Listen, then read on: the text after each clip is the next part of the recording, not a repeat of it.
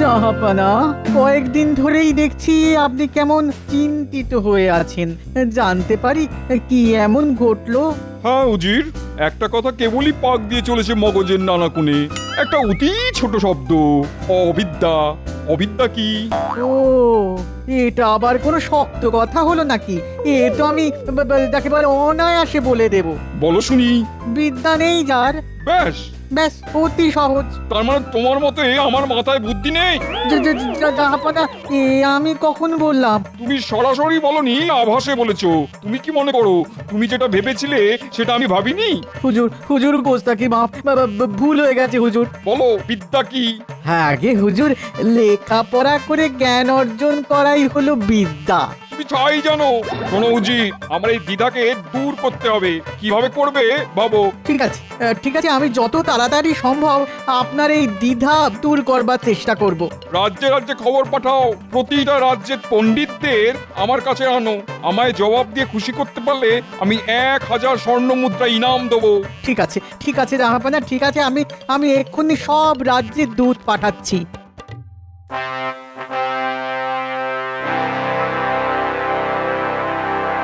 মহারাজ, নবাবের দূত এসেছেন। এই রে, আবার কি হলো? এই নবাবের দুধ এলেই না ভয়ে বুকটা কেমন ধরফর করে। যাও যাও প্রহরী, ডেকে নিয়ে এসো নবাবের দুধকে। যথা আজ্ঞা মহারাজ।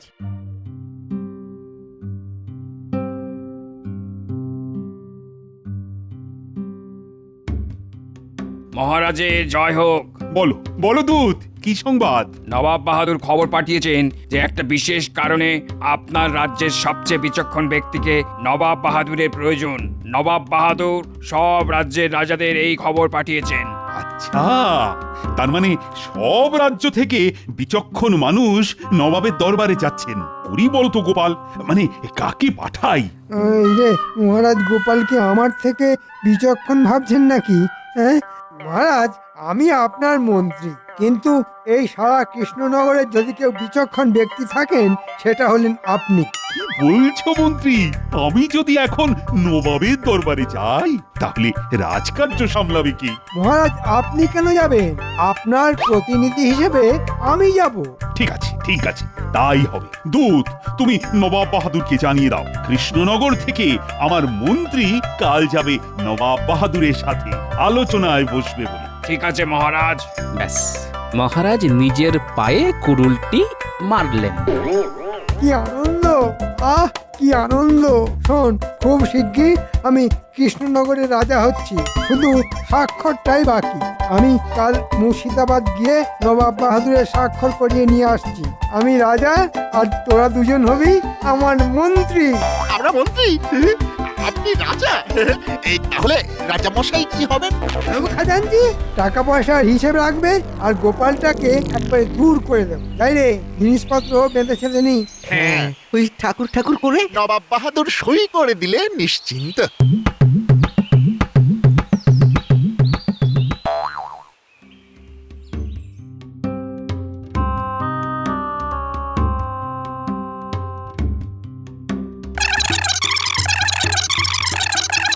কৃষ্ণচন্দ্র আমার দরবারে মন্ত্রীকে পাঠালো। মন্ত্রী বিচক্ষণ, আমার সাথে এভাবে মজা করলো। ঠিক আছে, আমিও দেখছি। আমার প্রশ্নের উত্তর না দিতে পারলে কারাগারে বন্দি করব। আসুক মন্ত্রী। জাহাপানা, এটা তো আপনাকে অপমান করা। পড়াচ্ছি অপমান। দূত, তুমি এক্ষুনি যাও। মন্ত্রী হলো কৃষ্ণনগরের সবচেয়ে বিচক্ষণ। রাগে আমার গা টনটন করছে, মাথা ঝনঝন করছে, কান ভন ভন করছে। আপনি শান্ত থাকুন। কালকে মন্ত্রীকে শিক্ষা দিতে না পারলে আমার শরীর শান্ত হবে না। এই কি গো, কি অত চিন্তা করছো? মন্ত্রী মশাইকে নবাবের দরবারে মহারাজ পাঠালেন। তাতে তোমার এত চিন্তার কি হলো? সে তুমি বুঝবে না গিন্নি। মন্ত্রী মশাই যে কি ভাঁজ ভাঁজবেন নবাবের কাছে তা ঠাকুরই জানেন। মহারাজ যদি জেনে বুঝে নিজের পায়ে কুড়ুল মারেন তাহলে আমরা আর কি করতে পারি বলো গিন্নি? আমার কাজ শুধু দেখা, আর মহারাজ বিপদে পড়লে মহারাজের পাশে দাঁড়ানো আর বিপদ থেকে উদ্ধার করা।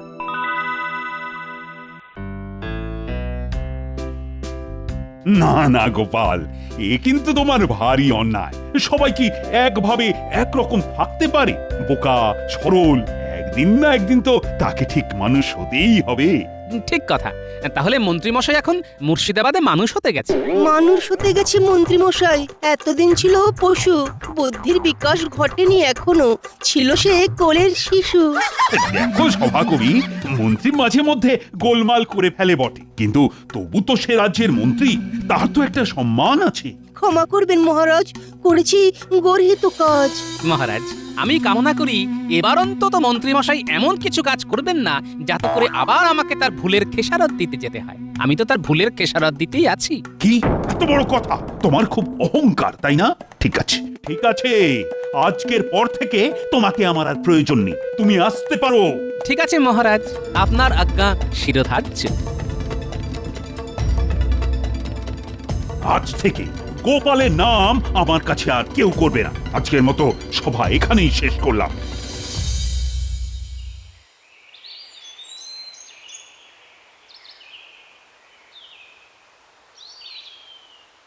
কি গো, বলি এই তো গেলে, আরে এত তাড়াতাড়ি চলে এলে যে, বড় শরীর খারাপ? হ্যাঁ না গিন্নি, আমার চাকরি গেছে, মহারাজ জবাব দিয়েছেন। হ্যাঁ? সে কি গো, এবার কি হবে? গিন্নি আমাকে বোকা শোকা মনে করে বোকা বানায় সবাই। আমি বোকা নই, আমি কৃষ্ণনগরকে ভালোবাসি। এই ভালোবাসাকে সবাই মূলধন করে করুক। মহারাজ আবার আমাকে ডাকলে আবার আমি যাব। ও বলি, দুঃখ পেও না গো, দুঃখ পেও না, দেখো সব ঠিক হয়ে যাবে সব। তুমি শান্ত হও দেখি, শান্ত হও, শান্ত হও। আমি শান্ত আছি গিন্নি, শুধু ভাবছি যে মন্ত্রীমশাই ওখানে গিয়ে কি করছেন। কারণ উনি নিজেকে খুব বিচক্ষণ মনে করেন, কিন্তু উনি এও জানেন উনি তা নন। দেখা যাক কি হয়।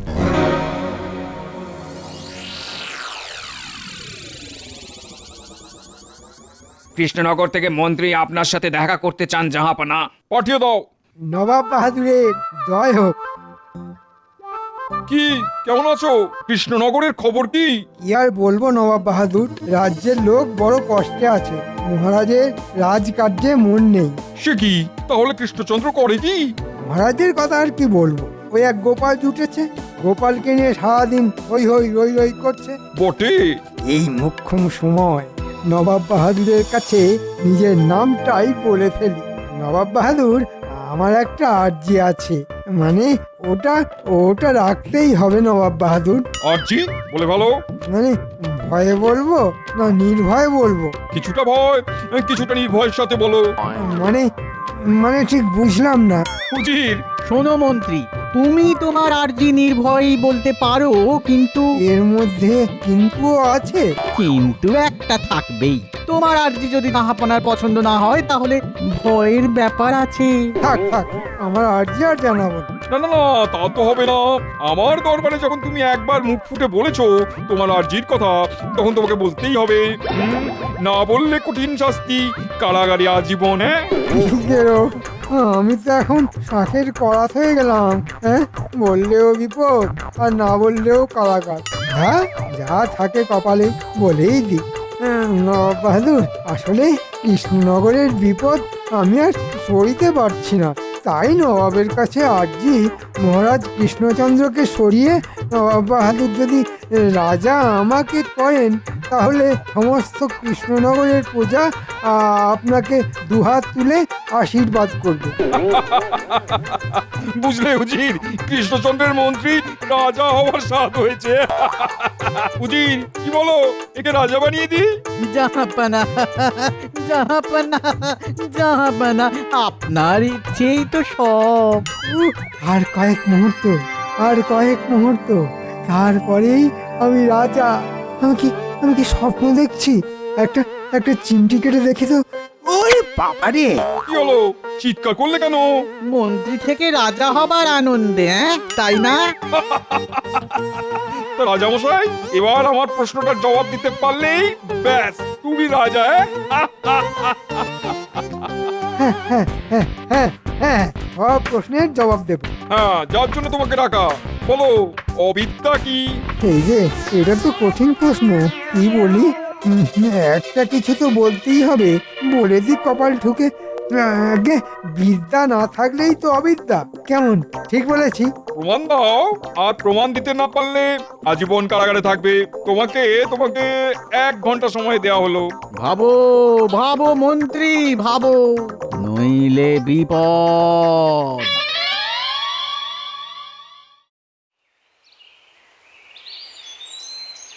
কি গো গোপাল দাদু, তোমার আজ ছুটি নাকি? কয়েকদিনের ছুটি পেলাম রে, ভালোই হয়েছে তোরা এসেছিস। হাতে হাতে ঘরের চালটা একটু সারিয়ে নি। 3-4 দিনের মধ্যেই আমাকে আবার মুর্শিদাবাদে যেতে হবে। কেন? তুমি কেন যাবে? তোমাকে তো মহারাজ জবাব দিয়েছেন। দেখো, মান অপমান বাদ দাও। যখন দেশের প্রয়োজন পড়ে তখন মান অপমান মনে রাখতে নেই গিন্নি। দেশ আগে। রাজার উপর আমাদের রাগ থাকতেই পারে, রাজার উপর রাগ করে দেশের ক্ষতি করা মূর্খামি। বুঝলি বাবারা, দেশকে ভালোবাসতে হবে, তবেই দেশও তোদের ভালোবাসবে।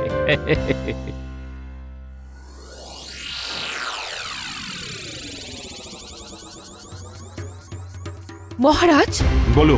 কি শুনলাম আপনি গোপালকে বরখাস্ত করেছেন? না না না, এটা আপনি ঠিক করেননি মহারাজ। গোপাল না মাঝে মধ্যে বড় অদ্ভুত ব্যবহার করে, যার কোনো ক্ষমা নেই। আমি সব কিছু খবর পেয়েছি। আপনি আপনার মন্ত্রীর ওপর ভরসা রেখেছেন। আপনি তো জানেন আমাদের কৃষ্ণনগরকে বহুবার বহু রকম ভাবে গোপাল রক্ষা করেছে। সেসব মহারাজ আপনি ভুলে গেলেন। আমি ভুলিনি রানী, ভুলিনি, কিন্তু তবু সব কিছুরই একটা নিয়ম আছে। না না মহারাজ, আপনার এই কাজকে আমি একদমই সমর্থন করতে পারছি না। দেখবেন আপনি খুব শিগগির আপনার ভুলটা বুঝতে পারবেন মহারাজ। কি মন্ত্রী, তোমার 1 ঘন্টা তো শেষ, এবার আমার প্রশ্নের উত্তর দাও। মানে আর বিদ্যা নেই, বিদ্যার সাথে কোনো যোগাযোগ নেই, তাকেই অবিদ্যা বলে। তাকে ঘন্টা বলে? রাজা হওয়ার খুব শখ, হ্যাঁ? নিজের রাজার বিরুদ্ধে নালিশ। কৃষ্ণচন্দ্র তোমাকে আমার কাছে বিশ্বাস করে পাঠিয়েছে, আর তুমি তার সম্পর্কে আমার কাছে বদনাম করছো। বেঈমান, তোমাকে তোমাকে এই মুহূর্তে আমি কারাগারে বন্দি করলাম। প্রহরী! আমাকে ক্ষমা করে দিন নবাব বাহাদুর, আমার খুব ভুল হয়ে গেছে, আর এমনটি হবে না, এই আমি নাকে কানে খত দিচ্ছি। থামো, অনেক সহ্য করেছি। বেঈমানের কোনো ক্ষমা নেই। প্রহরী, নিয়ে যাও একে কারাগারে। আর উজির, কৃষ্ণনগরে খবর পাঠাও। আমার প্রশ্নের উত্তর দিতে না পারলে মন্ত্রীকে আমি ছাড়বো না। যথা আজ্ঞা জাহাপানা, আমি এখনই দূতকে পাঠাচ্ছি।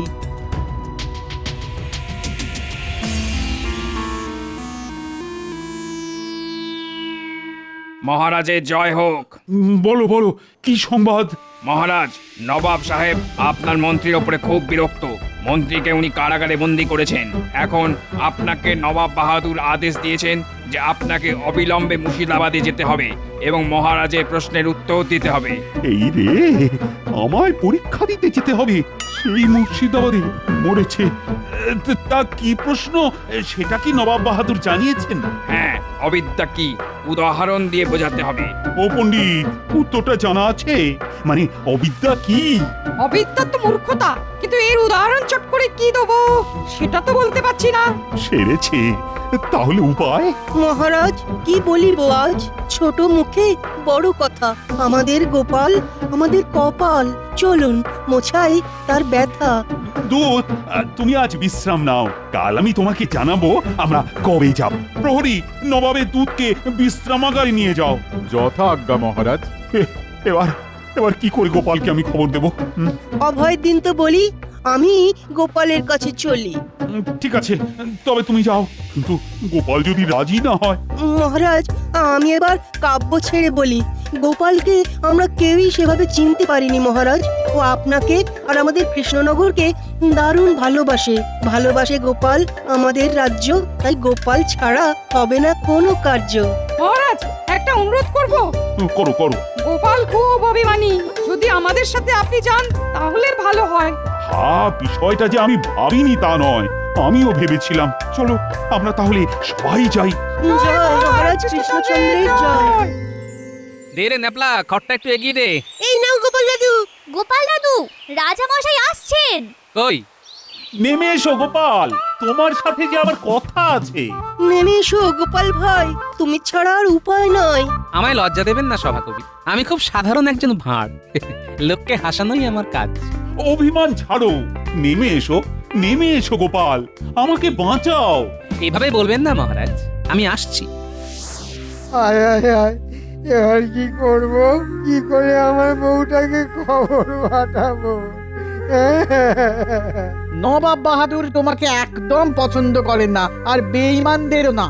আমার খুব ভুল হয়ে গেছে উজির সাহেব। নবাব বাহাদুরকে বলে আমাকে ছেড়ে দেবার একটা ব্যবস্থা করে দিন না, দিন না। আমি তোমার হয়ে নবাব বাহাদুরকে বলে আর কারাগারে যেতে চাই না ভাই, তাই এখন আমি যাই। ও উজির সাহেব, শুনুন, দাঁড়ান না, দাঁড়ান না। গোপাল, অবিদ্যা কি সেটা উদাহরণ দিয়ে বোঝাতে হবে। আচ্ছা, বুঝলাম। মহারাজ দূতকে বলুন আমরা 7 দিন সময় নেব। 7 দিন পরে আমরা সবাই মুর্শিদাবাদে যাব এবং অবিদ্যা কি সেটা হাতে কলমে বলে দেব। দূত, আমরা নবাব বাহাদুরের থেকে 7 দিন সময় চেয়ে নিচ্ছি। 7 দিন পর আমরা সবাই যাব। ঠিক আছে মহারাজ। মহারাজ, আমি আজকেই ছদ্মবেশ ধরে মুর্শিদাবাদে যাব। আমাকে এর জন্য 10টা মোহর দিতে হবে মহারাজ। ঠিক আছে, আমি এক্ষুনি খাজাঞ্চির কাছে খবর পাঠাচ্ছি। প্রহরী, খাজাঞ্চিকে ডেকে আন। আমি মোহর নিয়ে এক্ষুনি মুচির কাছে যাব। একটা ভালো জুতো বানাতে হবে। মুচি জুতো মানে? মানেটা জানবেন 7 দিন পরে। আর একটা কথা মহারাজ, আপনি মুর্শিদাবাদে পৌঁছে নবাবকে বলবেন যে গোপালের মন খারাপ, ওর একটা মূল্যবান জিনিস হারিয়ে গেছে। পরে আমি গিয়ে সব বুঝিয়ে দেব। কথাটা মনে থাকবে তো? থাকবে, থাকবে। দাও দাও খাজাঞ্চি, গোপালকে 10টি মোহর দাও। এই নাও গোপাল, নাও। আমি এবার তবে যাই মহারাজ। যাই বলতে নেই গোপাল, বলো আসি। আসি মহারাজ।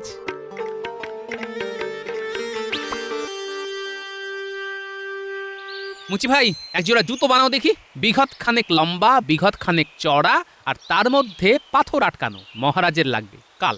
এই নাও 2 মোহর অগ্রিম। কাল সকালে এই জুতোটা যেন পাই।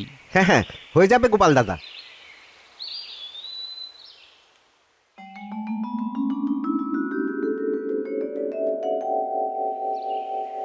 কৃষ্ণনগরের মহারাজ 7 দিন পরে আসবেন। 7 দিন? ঠিক আছে, 7 দিন পরে না এলে কৃষ্ণনগর আক্রমণ। যথা আজ্ঞা জাহাপানা। আমার ছদ্মবেশটা কেমন হয়েছে গিন্নি? সাধু সাধু লাগছে? তাই ছদ্মবেশ ধরে তুমি মুর্শিদাবাদ যাবে? যাব না? বিদ্যা আর অবিদ্যার ফারাকটা তো বোঝাতে হবে। আমি আসছি গো গিন্নি, গারোয়ান বলা আছে কাল ভোর ভোর নবাবের দরবারে পৌঁছতে হবে। আসি গো। আচ্ছা আচ্ছা, ঠিক আছে ঠিক আছে, সাবধানে। দুগা দুগা দুগা দুগা দুগা দুগা, ভালো রেখো না, দেখো না।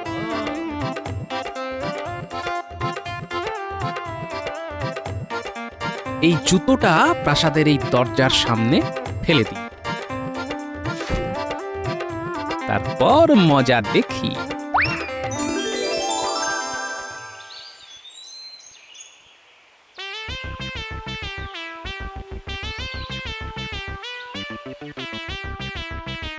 এটা কি? হ্যাঁ, জুতো। ওরে ওরে, এই আবার কি রকম জুতো? এত বড় জুতো! যাই যাই যাই, নবাবকে গিয়ে দেখাই, এক্ষুনি নবাবকে গিয়ে দেখাই। জাহাপানা, জাহাপানা, জাহাপানা, এক পাটি জুতো, জুতো। জুতো? এত বড়? কোথা থেকে পেলে? প্রাসাদের দরজার সামনে। জাহাপানা, এ নিশ্চয়ই কোনো মহাপুরুষের জুতো। এত বড় জুতো কোনো সাধারণ মানুষের তো হয় না। ঠিক বলেছো, আমারও তাই মনে হচ্ছে। দাও দাও দাও, এ হলো আশীর্বাদের জুতো। একে সম্মান করতে হবে, একে রোজ মাথা ঠেকিয়ে কাজ শুরু করতে হবে। পুরালার আশীর্বাদ। উজির, আজ থেকে প্রতিদিন এই জুতোকে চুম্বন করবে, মাথায় ঠেকাবে, তারপর কাজে নামবে। দাও, এবার আমাকে দাও, আমি চুম্বন করি। মাথায় ঠেকাই। আমার পাপ দূর করে দাও, আমাকে প্রচুর ধন দৌলত দাও, আমাকে শক্তিশালী করো। মহাপুরুষের জুতো দেখলেই সৌভাগ্য। মাথায় ঠেকিয়ে পুণ্য লাভ করেছি। ছাই করেছ আমাদের হারুমুচির হাতে তৈরি জুতো। সব কটা মূর্খের ধারে পুঁথি পড়েই কি সবকিছু জানা যায়? জানতে হলে অবিদ্যাকে ঘাড় থেকে নামাতে হয়, এটাই অবিদ্যা।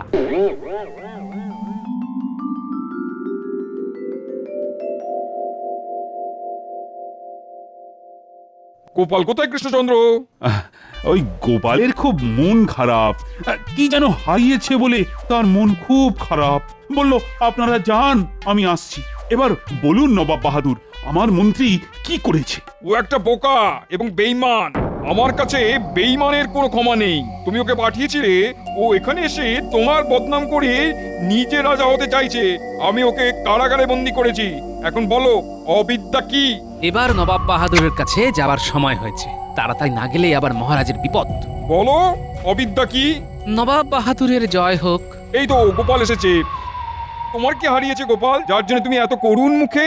আর কি বলবো নবাব বাহাদুর, আমার প্রপিতামহর একজোড়া জুতো ছিল, তার এক পাটি চুরে গেছে। বলো কি, জুতো চোর? আমি একজোড়া জুতো নিয়ে সব জায়গায় যাচ্ছি। এই দেখুন, এই রকম জুতো কি কোথাও দেখেছেন? মানে এটা তোমার প্রপিতামহের জুতো? উচিত তুমি বললে ওটা কোনো মহাপুরুষের জুতো। ছি ছি ছি ছি ছি ছি। আমি জুতোটাকে মাথায় ঠেকিয়েছি, চুম্বন করেছি। ইস, তওবা তওবা। নবাব বাহাদুর, এটাই হলো অবিদ্যা। কোনো কিছু বিচার না করে গড্ডালিকায় গা ভাসানোকেই বলে অবিদ্যা। তুমি সবার সেরা গোপাল, কৃষ্ণনগরের অহংকার। বলো বলো বলো, তুমি আমার কাছে কি উপহার চাও? আপনার করুণা থেকে আমাদের নদিয়া জেলা যেন বঞ্চিত না হয়। আর মন্ত্রীমশাইকে না গোপাল না, যে পেছন থেকে ছুরি মারে তাকে ক্ষমা করব না। ওকে শাস্তি পেতেই হবে। মেয়াদ শেষ হলে ফিরে আসুক, কাজে নেব, কিন্তু অপরাধীকে তার অপরাধের শাস্তি পেতেই হবে।